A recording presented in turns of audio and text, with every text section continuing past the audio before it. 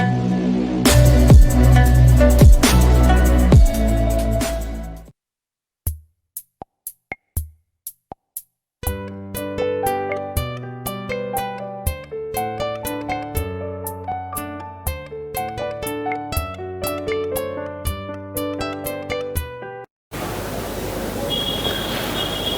everyone. So today I'm here with a new topic, that is electrolytic conductance, in which we will study about metallic conductors and electrolytic conductors. Electrolytic conductors are basically electrolytes आपने class +1 में जैसे पढ़ा है कि भाई हमारे पास electrolytes होते हैं, ऐसे सब्सटेंसेस हैं जिनको आप या तो एक्वस स्टेट में लें या फिर मोल्टन स्टेट में लें, तो क्या मिलता है आपके पास कि अगर आप उनमें से करंट पास कराएं तो वहाँ पे कंडक्शन होता है, तो those are known as electrolyte, कि ऐसे सब्सटेंसेस जो इलेक्ट्रिसिटी को कंडक्ट करने की पावर रखते हैं उनको आप क्या कहते हैं, इलेक्ट्रोलाइट्स कहते हैं। तो इस टॉपिक में हम पढ़ेंगे इलेक्ट्रोलाइटिक कंडक्टेंस के बारे में। जनरली हमारे पास मेटालिक कंडक्टर्स और इलेक्ट्रोलाइटिक कंडक्टर्स में आपको कभी कभी बोर्ड्स में डिफरेंस पूछ लिया जाता है कि बताइए इन दोनों के बीच में क्या आपके पास डिफरेंस है। तो मेटालिक कंडक्टर जनरली जिसे आपका वायर है कोई या फिर कोई मेटल है, उसमें से इजीली इलेक्ट्रिसिटी क्या हो जाती है, पास हो जाती है, तो हम कहते हैं कि जिन सब्सटेंसेस में से, जिन चीज़ों में से हमारी इलेक्ट्रिसिटी पास हो जाए उनको हम क्या कहते हैं, कंडक्टर्स कहते हैं। फिजिक्स में हम बहुत अच्छे तरीके से इस चीज़ को पढ़ते हैं कि कंडक्टर्स क्या हैं, सेमी कंडक्टर्स क्या हैं, इंसुलेटर्स क्या हैं। यहाँ पे हम सिर्फ बात कर रहे हैं किसकी, that is only of conductor. तो मेटालिक कंडक्टर में अगर हम बात करें कि किस तरह से जो है वो इलेक्ट्रिसिटी पास होती है या किस तरह से करंट जो है वो पास होता है, उसके लिए कौन चीज़ें जो हैं वो रिस्पॉन्सिबल हैं, तो देयर इज जनरली इलेक्ट्रॉन्स। आपके पास एक मेटल है, मान लीजिए मेटल का एक पीस है और उस मेटल के पीस में क्या होंगे, एटम्स होंगे। एटम्स हैं इस तरीके से। अब एटम्स तो इलेक्ट्रिसिटी को आगे से आगे नहीं ले जाएंगे, इनमें से इलेक्ट्रॉन निकल जाता है। इनमें से क्या हो जाता है, ये वाला एटम है, एक इलेक्ट्रॉन निकालेगा, ये वाला एटम है, इसमें से भी इलेक्ट्रॉन निकलेगा। ऐसे इलेक्ट्रॉन क्या होंगे आपके इन एटम्स में से निकलेंगे और there is a sea of electronic, sea बन जाएगा इलेक्ट्रॉन्स का, due to which there is flow of electric current.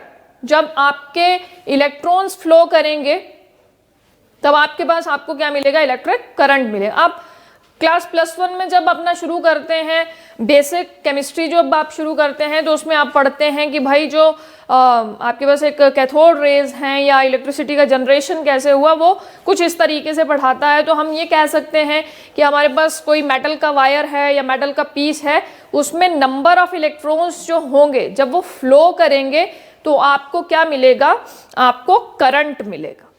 Generally हम ये जो वायर्स होती हैं हमारी इलेक्ट्रिसिटी वाली, इनमें अगर आप इनको निकाल के देखें बाहर, तो एक प्लास्टिक का वो लगा होता है, उसको रैप किया गया होता है कि भाई आप उससे छू ना जाएं, कहीं करंट ना लग जाए, वो इंसुलेटर है। तो उसके अंदर अगर आप देखें तो आपको कॉपर की वायर मिलती है, कॉपर की वायर मिलती है। भाई स्विच वहाँ आप ऑन कर रहे हैं और जहाँ भी आपको रूम में इलेक्ट्रिसिटी रिक्वायर्ड है वहाँ जाके आपके बल्ब जो है वो जल जा रहे हैं, वो क्या है, that is flow of electron, that is what, flow of electron. तो यहाँ पे जो मेटालिक कंडक्टेंस होती है या मेटालिक कंडक्टर्स होते हैं, उनमें जो आपके पास करंट मिलता है that is due to the flow of electrons, it is due to the flow of electrons. But अगर हम बात करें इलेक्ट्रोलाइटिक कंडक्टर्स की, तो इलेक्ट्रोलाइट जनरली हमारे पास, हम आगे पढ़ेंगे कि हमारे पास स्ट्रॉन्ग एसिड हैं, हमारे पास स्ट्रॉन्ग बेस हैं या फिर हमारे पास सॉल्ट्स हैं। उनको अगर आप एक्वस स्टेट में या मोल्टन स्टेट में ले लें तो वो आयंस में डिसोसिएट हो जाते हैं, and those ions are responsible for the conduction. तो इन इलेक्ट्रोलिटिक कंडक्टर्स जो आयंस हैं, those are responsible for the flow of current. और आयंस आपके पॉजिटिव भी होंगे और नेगेटिव भी होंगे। For example we have NaCl। NaCl जो है आपका जो है वो एक स्ट्रॉन्ग एसिड और स्ट्रॉन्ग बेस को मिला के बना है, NaOH और HCl को मिला के बना है। तो जब आप इसको मोल्टन स्टेट में लेंगे या एक्वस स्टेट में लेंगे, then it is converted into Na positive और Cl नेगेटिव। आपको आयंस मिल गए जो इलेक्ट्रिसिटी को क्या कराएंगे, कंडक्ट कराएंगे, जो करंट को क्या कराएंगे, पास कराएंगे। तो in case of electrolytic conductors ions are responsible for the flow of current. अब दूसरी चीज, अगर आपसे डिफरेंस पूछ लिया जाए, बोर्ड्स में पूछा जाता है जनरली कि मेटालिक कंडक्टर्स और इलेक्ट्रोलिटिक कंडक्टर्स में आपके पास क्या डिफरेंस है, तो एक डिफरेंस तो ये हो गया कि हमें यहाँ पे जो करंट मिलता है it is due to the flow of electrons, और इलेक्ट्रोलिटिक में जो आपको करंट मिलता है it is due to the flow of ions. दूसरी चीज, अगर हम इनके केमिकल कॉम्पोजिशन की बात करें, अगर हम इनके केमिकल कॉम्पोजिशन की बात करें, तो in case of this metallic conductor ऐसा नहीं है कि भाई जो वायर आपने एक बार यूज कर ली, एक जगह से दूसरी जगह करंट जो पहुंचा रही है, तो ऐसा नहीं है कि उसमें कोई चेंज आ जाएगा कि आज आपकी कॉपर की वायर जो रस्ट जैसे कलर की होती है कल को नीली हो जाए, पीली हो जाए, ऐसा कुछ नहीं होता, वो वैसी की वैसी रहती है। तो केमिकल कॉम्पोजिशन जो है यहाँ पे it does not change, but in case of electrolytic conductors chemical composition जो है वो चेंज हो जाता है, दैट चेंजेस। तो एक डिफरेंस आपके पास ये हो गया कि chemical composition does not change in case of metallic conductors, but in this case it changes, ये चेंज हो जाता है, राइट। नाउ तीसरी चीज बात करते हैं हम रेजिस्टेंस के बारे में। रेजिस्टेंस बेसिकली क्या है, what do you mean by resistance. आप कोई चीज अपने धुन में चली है, फ्लो हो रही है, और उसको आगे से किसी ने रोक लिया, उसको आगे से किसी ने रोक लिया, तो resistance is basically what, obstacle type है, रोकना है किसी चीज को। तो यहाँ पे अगर आप इलेक्ट्रोलिटिक कंडक्टेंस की बात करें तो वहां पे जो रेजिस्टेंस है वो किस किस वजह से होती है। जैसे मान लीजिए आपके पास जनरली इंटरेक्शन, यहाँ पे जो कैटायन और एनायन के बीच में इंटरेक्शन है उसकी वजह से रेजिस्टेंस यहाँ पे जनरेट होती है कि भाई एक पॉजिटिवली चार्ज्ड आयन है और एक नेगेटिवली चार्ज्ड आयन है, दोनों में क्या है, दोनों एक दूसरे को अट्रैक्ट करना चाहेंगे, वो रिपेल नहीं करेंगे, और अगर वो इंटरैक्ट करने हैं एक दूसरे को तो वो उनको फ्लो नहीं होने देंगे, वो एक दूसरे को पकड़े रहना चाहेंगे। तो that interaction is in the solute molecule, और it is in the solvent molecule, और it is the interaction between solvent and solute molecule, जिसकी वजह से आपका जो करंट है वो इजीली फ्लो नहीं हो पाता, उसको कुछ चीजें जो हैं, कुछ फैक्टर्स जो हैं वो रजिस्ट कर रहे हैं, प्रॉपरली फ्लो जो है वो रुक रहा है। That is due to the solute के बीच में इंटरेक्शन हो सकता है, उसके कैटायन और एनायन में इंटरेक्शन हो सकता है, सॉल्यूट और सॉल्वेंट के बीच में इंटरेक्शन हो सकता है, और सॉल्वेंट के जो मॉलिक्यूल्स हैं उनके बीच में इंटरेक्शन हो सकता है, जो आपके करंट को इजीली फ्लो होने से क्या कर रहे हैं, रोक रहे हैं, रजिस्ट कर रहे हैं कि रुक जाइए। तो these are some factors due to which there is some resistance in electrolytes which resist the flow of that electrolytic conductor. But in case of metallic conductor भी रेजिस्टेंस होता है, बट वो रेजिस्टेंस किस वजह से होता है वो देखेंगे। जब देखिए एक चीज आप यूज करते हैं, फिजिक्स में बहुत आप यूज करते हैं कर्नल्स, होल्स एंड कर्नल्स की आपने बात की होगी कभी ना कभी। जब आप इलेक्ट्रिसिटी वाला चैप्टर पढ़ते होंगे तो वहां पे आपने पढ़ा होगा कंडक्टर्स के बारे में, और उसमें ये भी पढ़ा होगा कर्नल्स हैं, होल्स हैं। अब कर्नल है क्या हमारे पास, व्हाट इज कर्नल।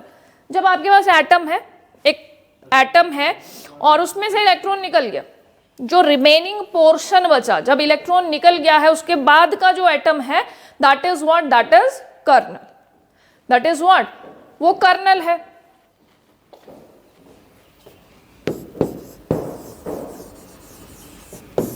अब यहाँ पे जो रेजिस्टेंस है आपके पास, that is due to the presence of these kernels, जबकि वहां पे आपके पास जो रेजिस्टेंस आ रहा है that is due to the interaction, that is due to the interaction. And the fourth and the last point of difference between metallic conductor and electrolytic conductor, it is the temperature. कि भाई temperature के साथ आपके पास जो metallic conductors हैं उनकी conductance या उनका फ्लो ऑफ करंट जो है वो धीरे धीरे कम होता है, जबकि इलेक्ट्रोलिटिक कंडक्टर्स में आपके पास जो फ्लो ऑफ करंट है विद इंक्रीज इन टेम्परेचर वो क्या होता है, इंक्रीज होता है. इस केस में क्या हो रहा है, मेटालिक कंडक्टर्स के केस में क्या हो रहा है, डिक्रीज होगा, और इलेक्ट्रोलिटिक कंडक्टर्स के केस में क्या होगा, इंक्रीज होगा. अब ऐसा क्यों हुआ, मेटालिक कंडक्टर्स में डिक्रीज क्यों हुआ और इलेक्ट्रोलिटिक कंडक्टर्स में जो है वो इंक्रीज क्यों हुआ है आपके पास conductance with increase in temperature. अब आप यहां पे क्या देखते हैं, एटम्स हैं इस तरह से, जब आप टेम्परेचर बढ़ाएंगे तो इनकी काइनेटिक एनर्जी बढ़ेगी, भागना चाहेंगे, दौड़ना चाहेंगे, एक दूसरे के साथ कोलाइड हो जाएंगे, टकरा जाएंगे, इनके बीच में कंपटीशन चला होगा, एक दूसरे के साथ कॉम्पीट कर रहे हैं, तो कोलिजन की वजह से जो उनका काइनेटिक एनर्जी है वो क्या हो जाएगा, लो हो जाएगा. जब वो टकराएंगे, पहले टेम्परेचर दिया, काइनेटिक एनर्जी बढ़ी, दौड़े, भागते गए और एक दूसरे से टकराए और क्या हो गया, कंडक्टेंस जो है वो डिक्रीज हो गया. But in that case electrolytic conductance में क्या होगा कि भाई जो इनके बीच में बॉन्ड्स हैं वो ब्रेक होंगे, आयंस, बहुत ज़्यादा आयंस आपको मिलेंगे, तो उस वजह से आपके पास क्या होगा, कंडक्टेंस बढ़े. जितने ज़्यादा आयंस होते हैं उतनी ही कंडक्टिविटी होती है या उतनी ही कंडक्टेंस उस पर्टिकुलर सॉल्यूशन की होती है. जितने ज़्यादा नंबर ऑफ आयंस होंगे या उनके बीच में जितना ज़्यादा डिस्टेंस होगा, लाइक आप टेम्परेचर बढ़ाएंगे तो उनके बीच के बॉन्ड्स क्या होंगे, ब्रेक होंगे.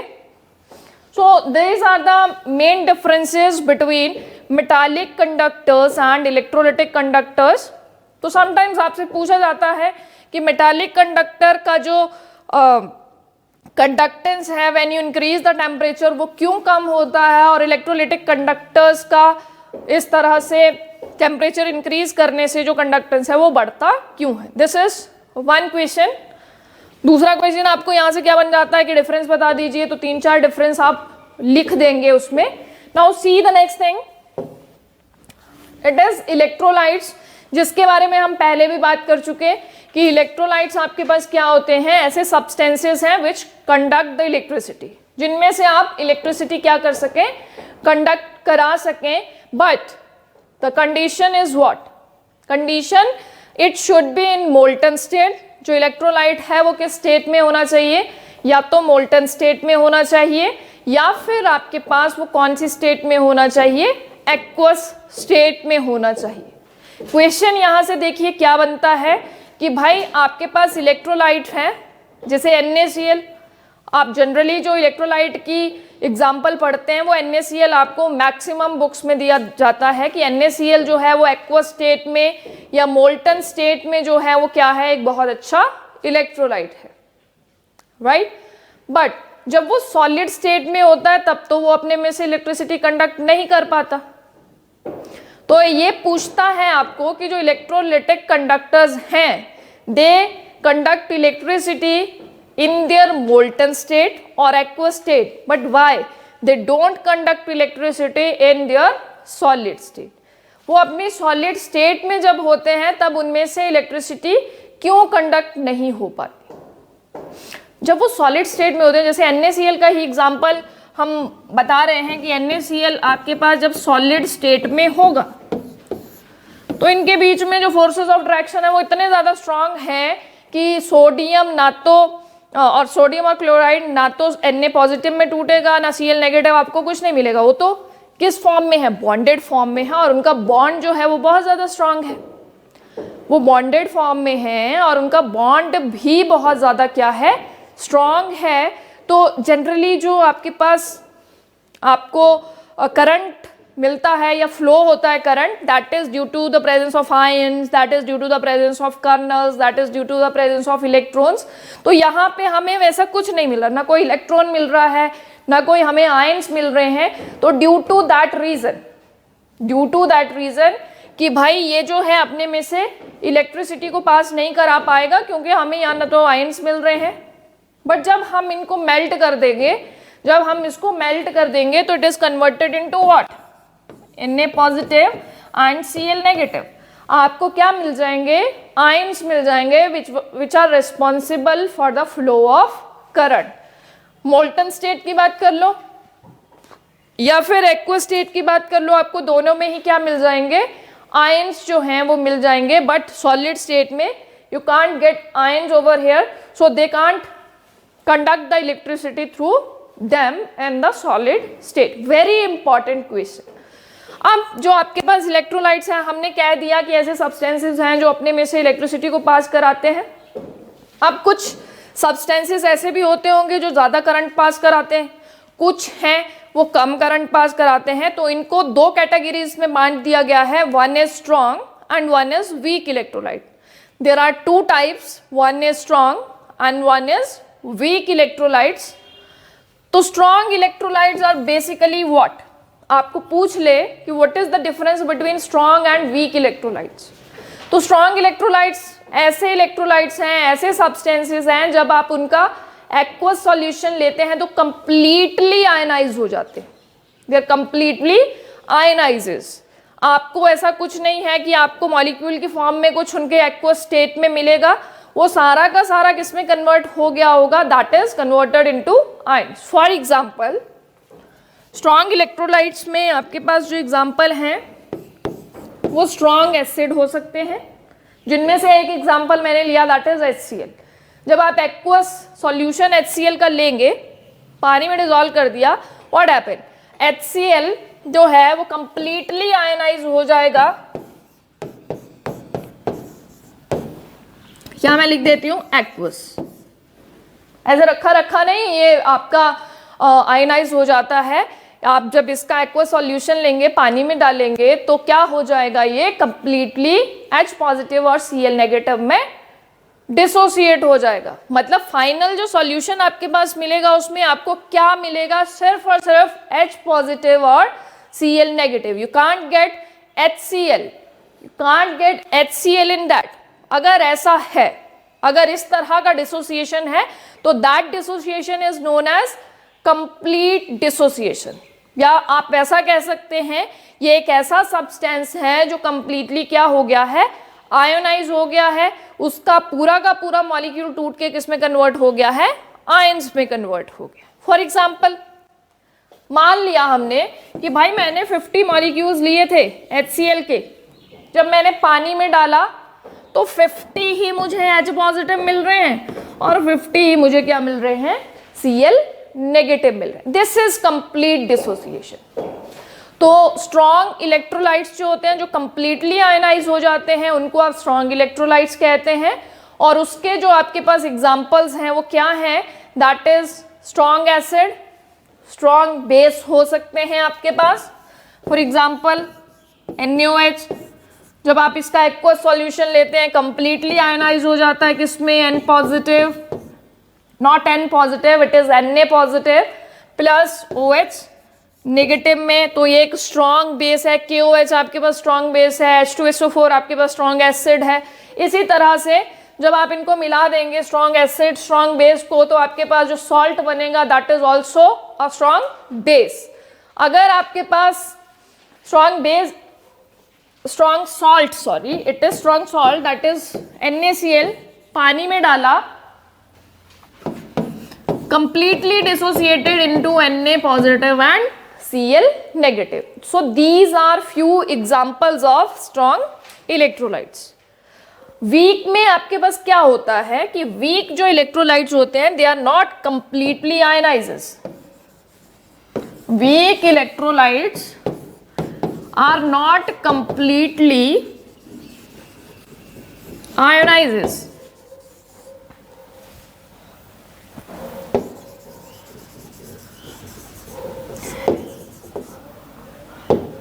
When you have taken their aqueous solution, जब आप इनका एक्वस सॉल्यूशन लेते हैं तो कंप्लीटली आयनाइज नहीं होते हैं. And very good example of weak electrolyte is acetic acid CH3COH. एक चीज और जो यहां पे ध्यान देने वाली है वो ये है, पीछे वाला जो आपने स्ट्रॉन्ग वाला केस किया उसमें आपने एक सिंगल एरो लिया था, बट इस केस में क्या है आपके पास इस तरह का फॉरवर्ड और बैकवर्ड दोनों एरो आप यूज करते हैं. And this is not completely ionises. Ionisation इस तरीके से होती है पर कंप्लीट आयनाइजेशन नहीं होती है. वही चीज हम मान लेते हैं कि अगर मैंने ये 50 लिया था, इसके 50 मोल्स लिए थे, तो मुझे 50 एसीटेट आयंस और H पॉजिटिव 50 नहीं मिलते हैं. हो सकता है मुझे कितना मिले, ये भी 30 मिले और ये भी 30 मिले. इट मीन्स कि जब हमने इस एसिटिक एसिड का सॉल्यूशन बनाया, तो अगर वो कंप्लीटली आयनाइज हो जाता तो मुझे फाइनल सॉल्यूशन में क्या मिलता, सिर्फ और सिर्फ एसीटेट और H पॉजिटिव के 50-50 क्या मिलते, आयंस मिलते. बट अब मुझे क्या मिल रहा है कि भाई 50 मैंने लिए थे, मैंने पानी डाला उसमें और 30 मिल रहे हैं. इट मीन्स कि उस सॉल्यूशन में आपके पास CH3CO नेगेटिव भी है, उसमें H पॉजिटिव भी है और उसमें CH3COOH भी प्रेजेंट है. इट मीन्स कि कुछ मोल्स उस एसिटिक एसिड के ऐसे हैं जो आयनाइज ही नहीं हुए हैं. और ये कब आपके पास, ये किस चीज को शो करता है, that is equilibrium state. Equilibrium पे आपको क्या मिलेंगे, ये एसिटेट आयन भी मिलेगा, H पॉजिटिव भी मिलेगा, एसिटिक एसिड के मॉलिक्यूल्स भी उस सॉल्यूशन में मिलेंगे. So such kind of electrolyte is known as weak electrolyte. Now in this chapter we are having few terms like resistance हो गया, रेजिस्टिविटी हो गया, या ओहम्स लॉ के बारे में यहाँ पे बात हुई है, कंडक्टेंस है, कंडक्टिविटी है. तो आइए देखते हैं, उन टर्म्स की बात करते हैं. वहां से आपको टर्म्स तो मुझे लगता है कि बहुत कम पूछी जाती है, न्यूमेरिकल्स 1-2 पूछे जाते हैं वहां से, और उनके यूनिट्स आपसे पूछ सकता है कि रेजिस्टेंस के यूनिट्स बताइए, या फिर आपसे किस चीज के, दैट रेजिस्टिविटी के यूनिट्स बताइए. तो आइए देखते हैं उन टर्म्स को. But before that we are having one topic, that is degree of ionisation and it is denoted by alpha. जैसे अभी हम बात कर रहे थे कि हमारे पास एक स्ट्रॉन्ग इलेक्ट्रोलाइट है, स्ट्रॉन्ग इलेक्ट्रोलाइट में कितने टोटल नंबर ऑफ मॉलिक्यूल्स हैं, उनमें से कितने आयनाइज हो जा रहे हैं, तो that is what, degree of ionisation. कि हाउ मेनी, और you can say it is the ratio of the molecules which got ionise divided by total number of molecules. Total जितने हैं और आयनाइज कितने हो गए हैं, वही क्या कहलाता है आपका, degree of ionisation in case of strong electrolytes. Strong electrolyte में आपके पास जो आयनाइजेशन था,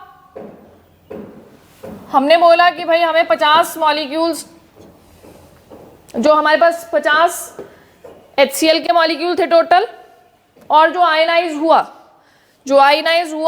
that is 50. I got the molecules of H positive or not molecules, ions of H positive, and Cl negative के भी मुझे कितने ions मिले थे, that is 50. तो मुझे कह दे कि भाई degree of ionization H positive की कितनी है, तो it comes out to be what, it is the number of molecules got ionized divided by total number of molecules, या it is the number of ions dissociated और ionize divided by total number of molecules. तो in case of strong electrolyte जो degree of ionization आती है, it always comes out to be 1. But in case of this weak electrolytes में क्या होता है, जैसे हमने बोला कि 50 थे टोटल, उसमें से 30 ही हमें मिले, उसमें से हमें 30 ही मिल रहे हैं, तो आपके पास कुछ 0.6 आ जाएगा. तो कभी भी आपके पास जो degree of ionization for weak electrolyte है, it never be equal to 1 और more than 1, it is always less than 1। Weak electrolytes के लिए जो आपके पास डिग्री ऑफ आयनाइजेशन आएगी वो हमेशा 1 से छोटी आएगी, ड्यू टू दिस कि भाई नंबर ऑफ आयनाइज्ड जो आपके पास मॉलिक्यूल्स हैं या नंबर ऑफ आयन्स जो हैं वो ऑलवेज लेस होंगे to the total number of molecules, तो this always comes out to be less than 1। The next thing is electrolytic conductance, in which we'll study that Ohm's law।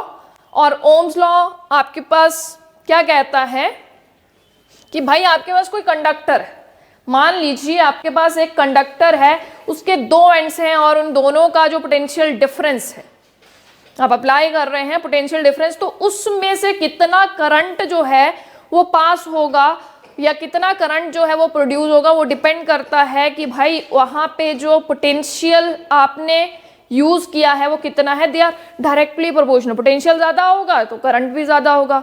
तो from this Ohm's law we had a relationship that I is directly proportional to V, or you can also write it as like this, V is directly proportional to I। जब आप proportionality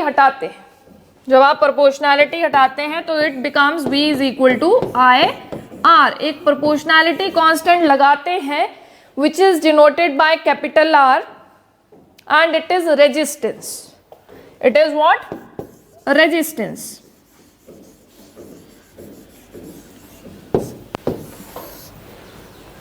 and आगे हम इसको discuss करेंगे कि resistance क्या होता है, कि कोई कंडक्टर है उसमें इलेक्ट्रॉन्स फ्लो कर रहे हैं, उसमें आपके क्या फ्लो कर रहे हैं, इलेक्ट्रॉन्स फ्लो कर रहे हैं। अगर इलेक्ट्रोलाइटिक कंडक्टर है तो आपके आयंस फ्लो कर रहे हैं, जिससे आपको क्या मिल रहा है, करंट मिल रहा है।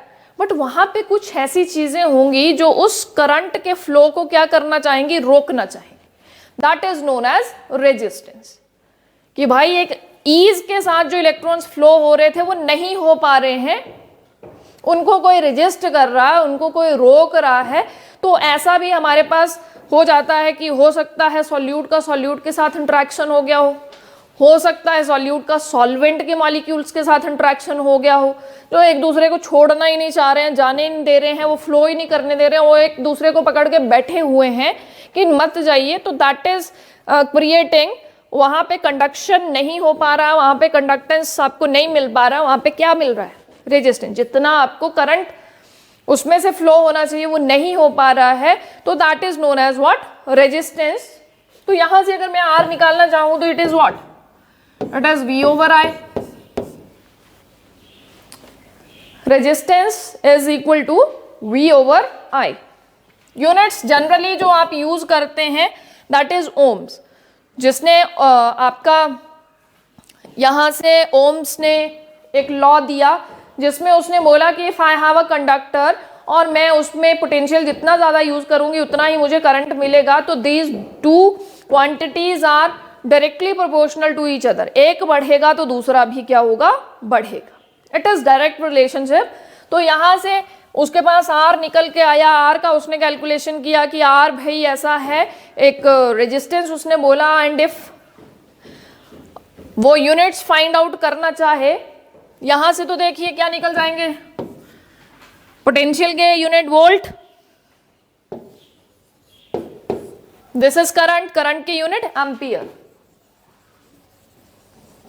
तो क्या आ गया ये, volt per ampere. It comes out to be volt per ampere. और जनरली जो एसआई यूनिट्स हम यूज करते हैं रेजिस्टेंस के, जनरली जो हम रेजिस्टेंस के आईएस, जनरली जो हम रेजिस्टेंस के एसआई यूनिट्स यूज करते हैं दैट इज ओम। ओम्स के नाम पे ही हमने उनके यूनिट्स जो हैं हमें बताए जाते हैं कि भाई रेजिस्टेंस के जो यूनिट्स हैं वो क्या हैं, ओम्स। अब हमने क्या बोला, अभी पीछे तो जो हमने ओम्स लॉ में पढ़ा कि भाई R is V over I, but जब पूरे कंडक्टर को स्टडी किया गया और उसके एरिया या लेंथ की बात की गई तो उसके अकॉर्डिंगली जो आपके पास रेजिस्टेंस होता है वो एरिया पे भी डिपेंड करता है और वो लेंथ ऑफ कंडक्टर पे भी डिपेंड करता है. So from there we have a relationship that R is directly proportional to the length of the conductor and this resistance is inversely proportional to the area of cross section. So from here we have a relationship that is R is directly proportional to L over A. Proportionality अगर हम हटाते हैं तो यहाँ पे हम एक proportionality constant लगाते हैं, that is rho L over A. Rho is equal to L over A and rho is what? Rho is either known as specific resistance or it is also known as resistivity.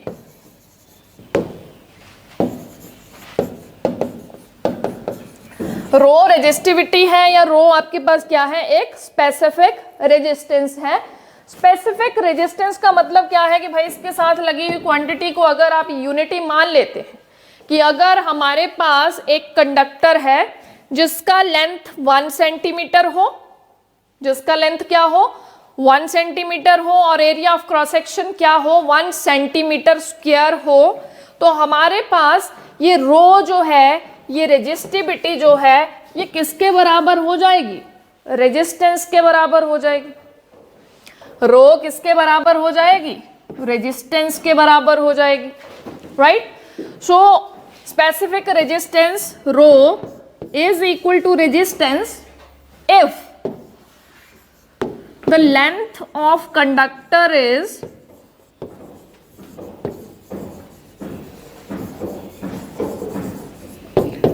1 centimeter and area of conductor is या area of cross section is 1 centimetre square. अगर ऐसी conditions पे हमने अपना conductor लिया है, एक ऐसा कंडक्टर बनाया है जिसकी लेंथ को हमने 1 सेंटीमीटर लिया है और उसका जो एरिया ऑफ क्रॉस सेक्शन है if it is 1 centimetre square, at that point जो आपके स्पेसिफिक रेजिस्टेंस है वो उस कंडक्टर के रेजिस्टेंस के बराबर हो जाती है. किसके बराबर हो जाती है? रेजिस्टेंस के बराबर हो जाती है. Now if you want to find out the units of this specific resistance, तो देखिए कैसे यूनिट्स आप निकालेंगे. हमने बोला R is equal to rho L over A. मुझे इसके यूनिट्स निकालने, इसके तो भाई मुझे पता है. R इज रेजिस्टेंस और उसके यूनिट्स क्या थे? ओम थे. लेंथ के सेंटीमीटर है और एरिया के क्या है? सेंटीमीटर स्क्वायर है. तो रो को एक तरफ रहने देते हैं. It is R into A over L. क्या यूनिट्स आ जाएंगे इसके? स्पेसिफिक रेजिस्टेंस के क्या यूनिट्स आ जाएंगे? इसके यूनिट्स ओम, एरिया के सेंटीमीटर स्क्वायर, लेंथ के सेंटीमीटर. तो आपको क्या यूनिट्स मिल रहे हैं? You got the units that is ohm centimetre. What are the units of specific resistance? That is ohm centimetre. और अगर आपको पूछ ले कि भाई डिफाइन करिए रेजिस्टिविटी क्या है या स्पेसिफिक रेजिस्टेंस क्या है, तो आप क्या बोलेंगे कि specific resistance is the resistance of conductor when length of conductor is 1 centimetre and area of cross section of that conductor is 1 centimetre square. Right? अब ये तो बात हो गई रेजिस्टेंस की कि ऐसी property by virtue of which there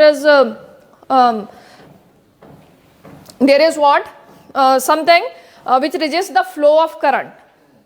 It is the property of the conductor which resists the flow of current. उसको आपने resistance बोल दिया. इसका opposite आपके पास क्या होगा? that is conductance. कुछ चीज है जो रोक रही है और कुछ चीज जो है वो जाने दे रही है, तो that is what? that is conductance. कि भाई आपका किस ease से जो है वो करंट फ्लो हो रहा है कंडक्टर में, that is known as conductance. Now see, conductance is denoted by capital G. इससे आप डिनोट करते हैं, कैपिटल G से आप क्या करते हैं? इसको डिनोट करते हैं. और we have said that capital G conductance is a reverse of resistance. It is 1 by R. 1 over R. तो R आप देख लेंगे कि R क्या होता है, R किसके बराबर है, रो L over A. That is equal to row L over A.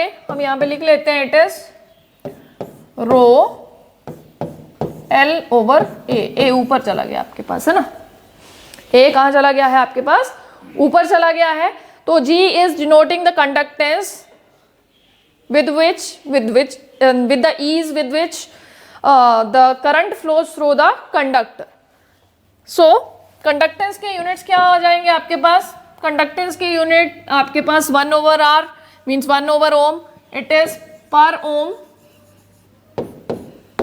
ये आपके पास यूनिट्स आ गए.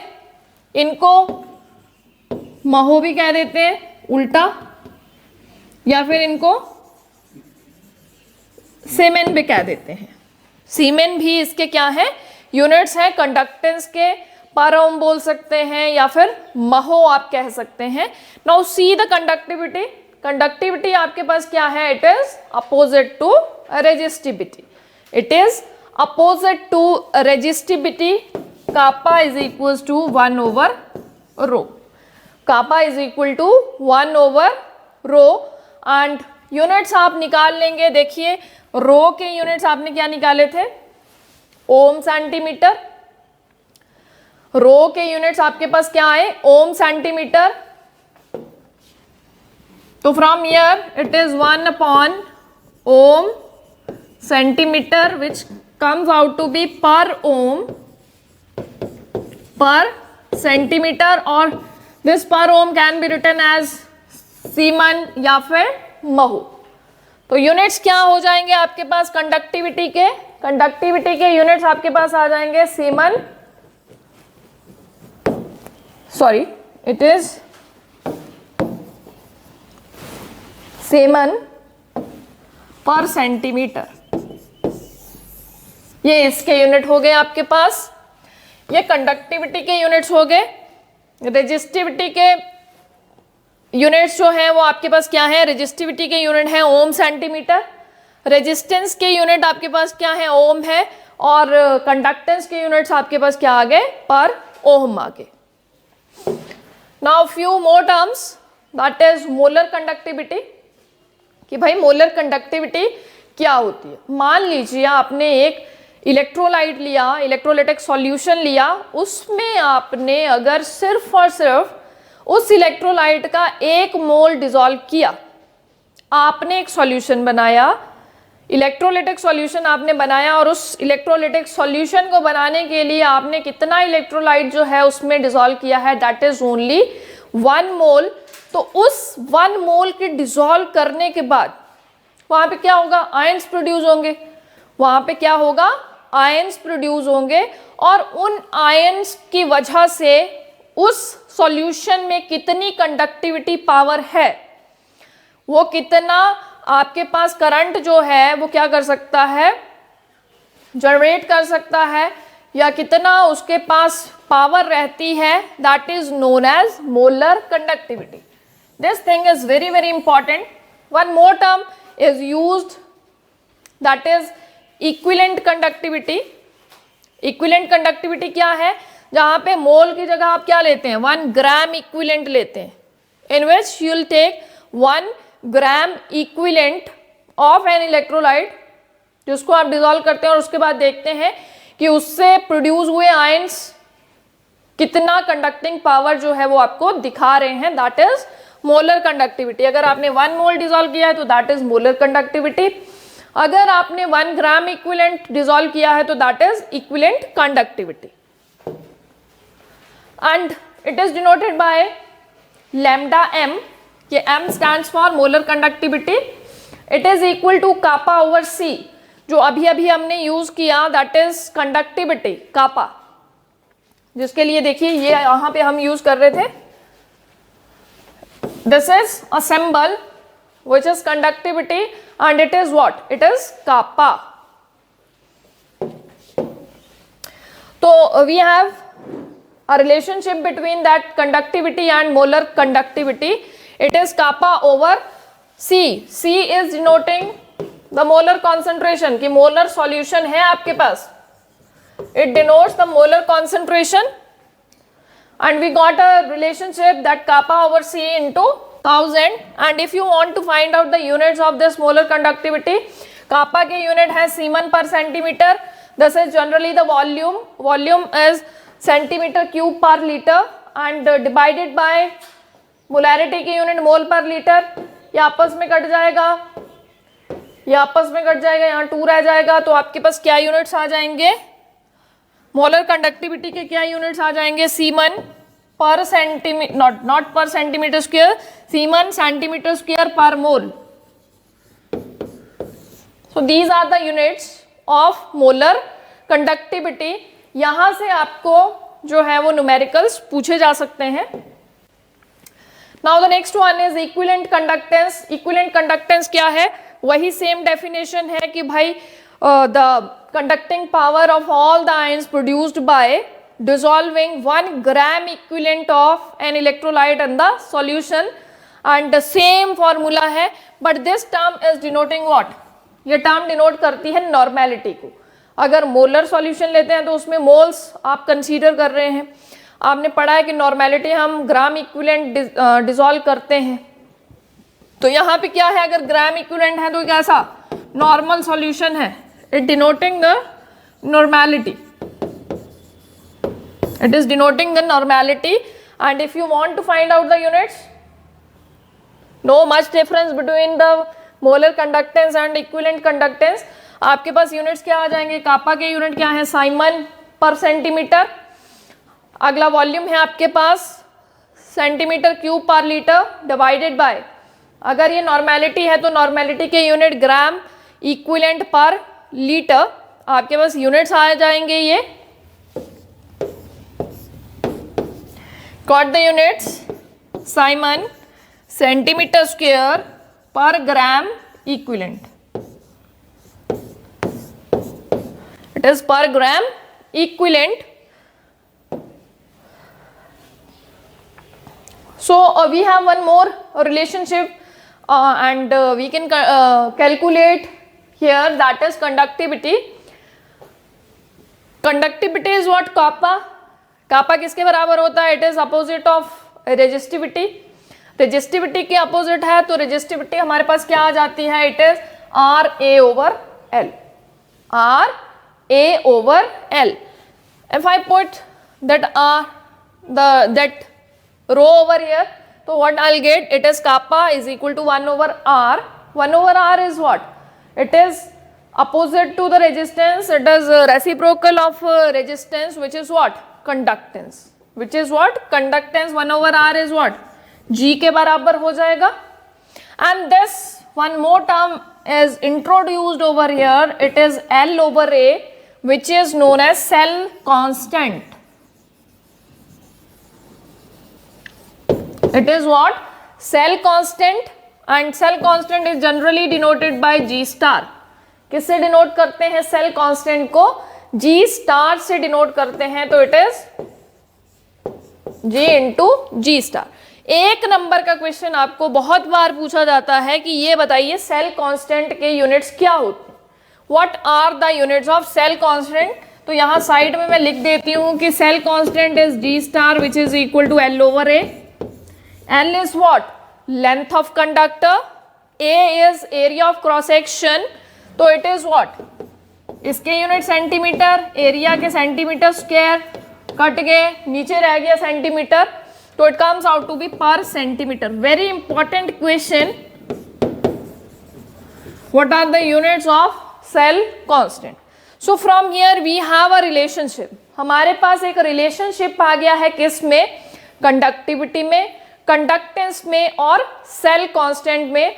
अगर हम इसको लिखना चाहें तो हम ऐसा लिख सकते हैं कि this is conductivity,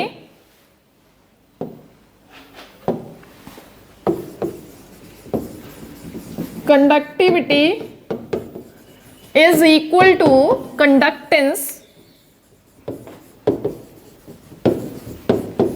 into cell constant. आपसे कभी कभी न्यूमेरिकल्स पूछे जाते हैं कि सेल कांस्टेंट निकालिए. सेल कांस्टेंट निकालिए अगर कंडक्टेंस दिया है, कंडक्टिविटी दिया है। अगर कंडक्टेंस और कंडक्टिविटी ना देकर रेजिस्टेंस और रेजिस्टिविटी दे रखा है तो आपको रिलेशनशिप इनमें पता होना चाहिए कि conductivity is opposite to the resistivity and conductance is opposite to the resistance. So this is the relationship between conductivity, conductance and cell constant.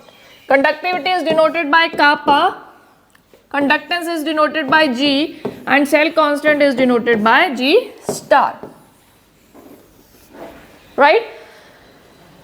So let's have a numerical in which the resistance of a conductivity cell which contains 0.001 molar KCl solution at 298 Kelvin is 1500 ohm.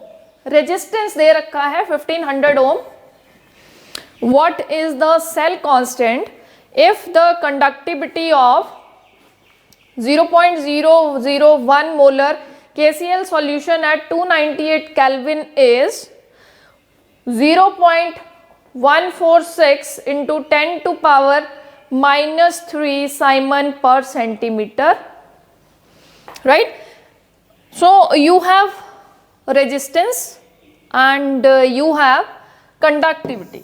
एक आपको conductivity दे रखी है और एक आपको resistance दे रखा है और निकालना आपको क्या है, you have to find out cell constant. देखिए पीछे वाला फॉर्मूला देखेंगे, इस फॉर्मूला को हम यूज कर सकते हैं। Conductivity is what, conductance into cell constant.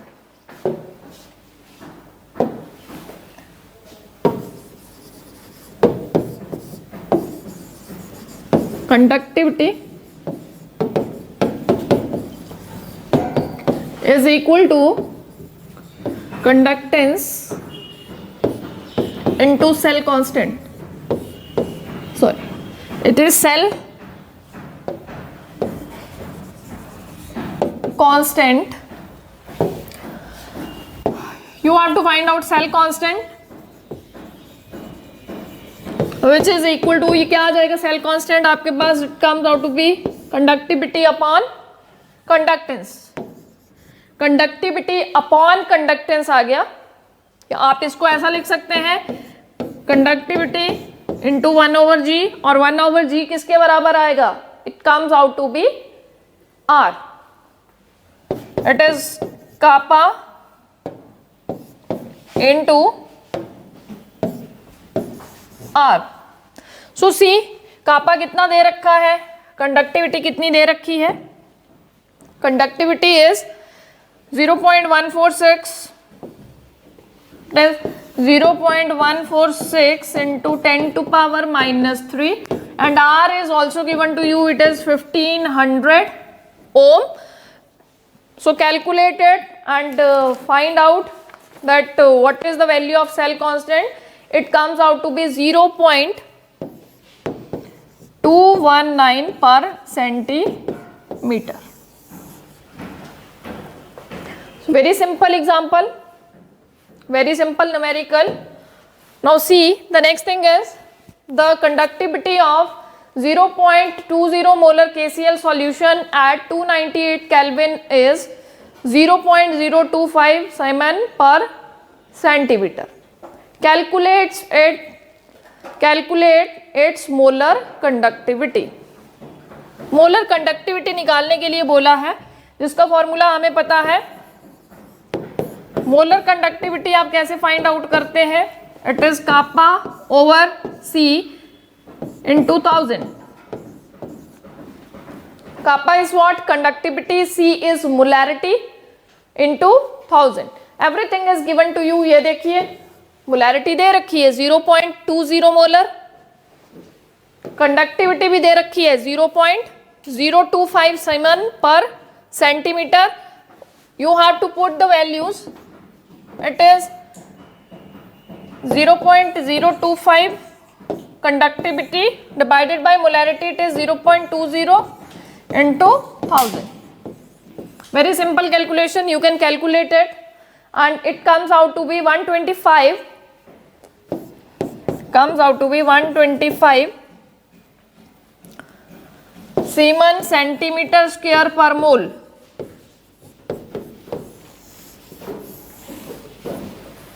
So this is the way to calculate the molar conductivity when conductivity and molarity is given to you. Now the next, it is very very important.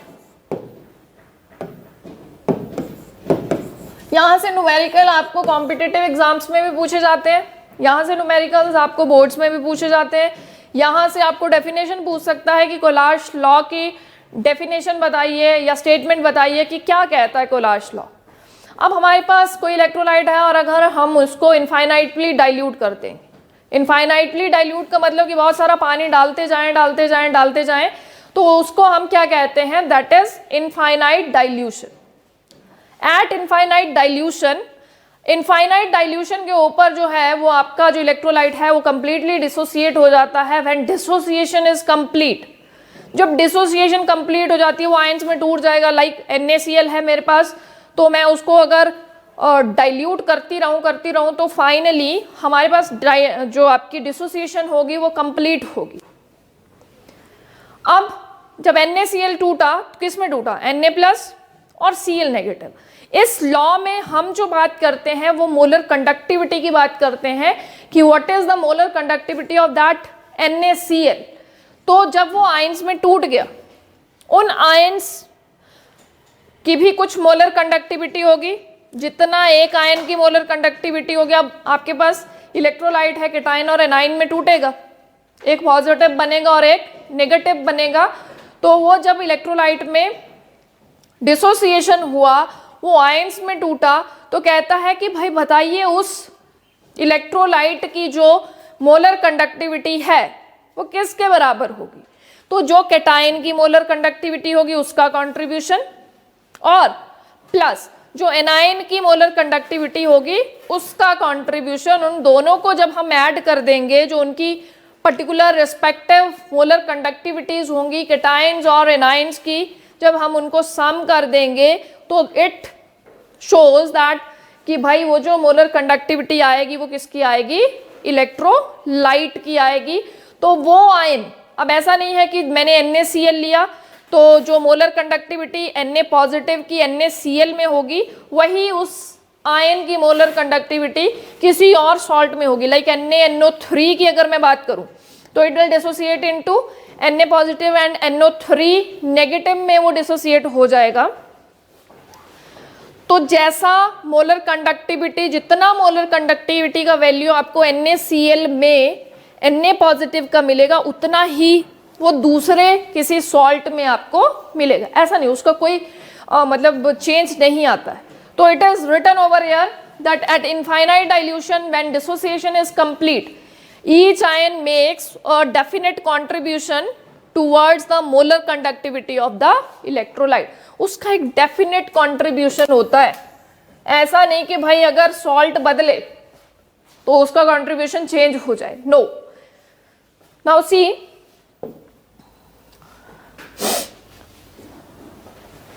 this is the molar conductivity of an electrolyte। इस symbol से show करते हैं हम molar conductivity electrolyte की। जो वो ions में टूट गया, इसको भी लैम्डा ही हम बोलते हैं, इसको भी लैम्डा ही बोलते हैं, बट दोनों को लिखने का तरीका जो है अलग है। इलेक्ट्रोलाइट के लिए हम ऐसा लिखेंगे उल्टा V, और ये तो लैम्डा का सिंबल है। जब आपका ये डिसोसिएट हो जाएगा इनफाइनाइट डाइल्यूशन, ये देखो इनफाइनाइट लगाया है इनके ऊपर, it shows that infinite dilution and it is the molar conductivity of the cation at infinite dilution and it is the molar conductivity of anion at infinite dilution। तो मान लीजिए हमारे पास NaCl है, suppose I have an electrolyte NaCl, तो इसका जो आपके पास molar conductivity आएगा वो किसका कंट्रीब्यूशन होगा, Na+ plus molar conductivity at infinite dilution of Cl negative. अब ये तो एक सिंपल सा एग्जांपल था जिसमें NaCl ने 1 मोल Na+ का जनरेट किया और 1 मोल Cl नेगेटिव का जनरेट किया। Suppose I have MgCl2। जब ये डिसोसिएट होगा तो कैसे डिसोसिएट होगा भाई, it dissociate into Mg2 positive plus 2Cl negative. तो ये जो इसके नंबर ऑफ मोल्स हैं इनको साथ में लिखा जाता है। Now see the next thing,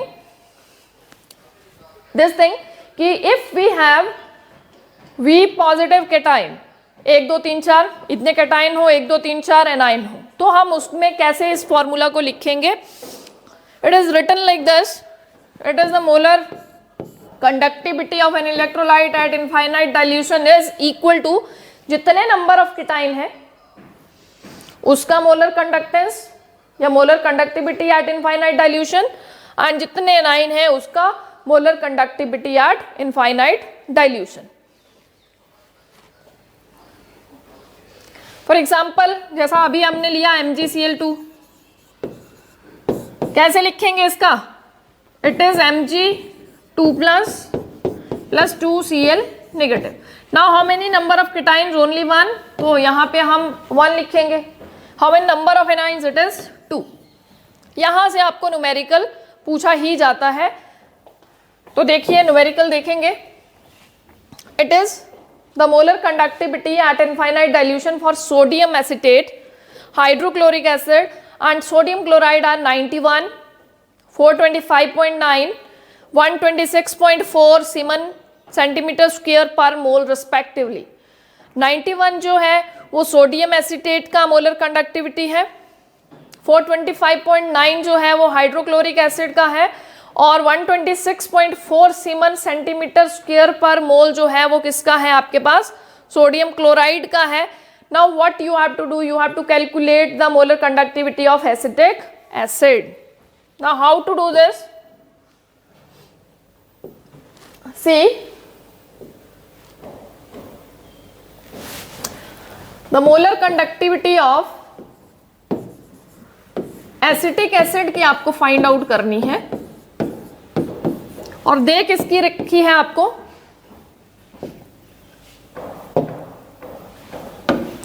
आपको दे रखी है molar conductivity of sodium acetate,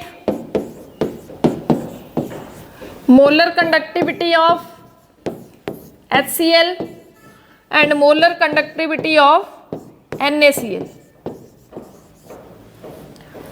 ये दे रखी है आपको आई थिंक 91। HCl की मोलर कंडक्टिविटी आपको दे रखी है 425.9, 425.9, एंड सोडियम क्लोराइड की जो मोलर कंडक्टिविटी दे रखी है it is 126.4 siemens centimetre square per mole. सबके यूनिट्स आप लिख लेंगे। Now how to do this? अगर आप देखें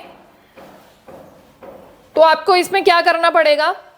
इसमें इन दोनों को ऐड करना पड़ेगा, ये जो फर्स्ट और सेकंड वाला है इन दोनों को ऐड करना पड़ेगा, और थर्ड वाले को इसमें से क्या कर देना पड़ेगा? माइनस कर देना पड़ेगा।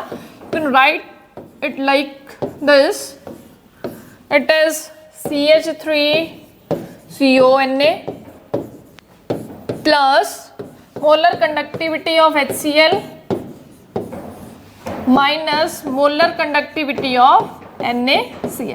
आप क्या देखते हैं यहाँ से? देखिए हमें चाहिए ये CH3COOH, CH3CO मुझे यहाँ से मिल रहा है और H मुझे यहाँ से मिल रहा है। बाकी जो एक्स्ट्रा है NaCl जो एक्स्ट्रा है उसको माइनस कर दो, ये वाली इसकी जो है वो माइनस कर दो, तो ये और ये जो है आपस में कैंसिल हो जाएंगे। रीजन क्या रहेगा? जब ये डिसोसिएट होगा तो CH3CO Na में डिसोसिएट होगा, ये वाला H पॉजिटिव और Cl नेगेटिव में डिसोसिएट होगा, ये वाला Na पॉजिटिव और Cl नेगेटिव में डिसोसिएट होगा, तो वो Na पॉजिटिव और Cl नेगेटिव वाली जो मोलर कंडक्टिंग पावर्स हैं वो क्या हो जाएंगे? आपस में कैंसिल आउट हो जाएंगे and remains with what? This only. ठीक है, हमारे पास सिर्फ ये बचेगा, तो आप क्या करेंगे? इट इज 91 प्लस 425.9 माइनस 126.4, ये आप खुद कैलकुलेट कर लेंगे कि ये कितना आएगा। तो यहाँ से आपको कोलाश लॉ से न्यूमेरिकल्स पूछे जाते हैं, कॉम्पिटिटिव एग्जाम्स में भी पूछे जाते हैं, अपना बोर्ड्स में भी पूछे जाते हैं। तो आप इससे रिलेटेड और ज़्यादा न्यूमेरिकल्स ट्राई करिए। So this is all about this chapter. Electrochemistry के बारे में सिर्फ इतना ही हमारे पास था। इसमें से कुछ पोर्शन जो है वो कट भी चुका है, जैसे डिग्री ऑफ आयनाइजेशन, आगे जो है डिग्री ऑफ डिसोसिएशन, वो सारा इसमें से क्या हो गया है, बैंड्स ऑफ फैक्टर, वो सारा एलिमिनेट हो चुका है। So this is all about this chapter. Thank you.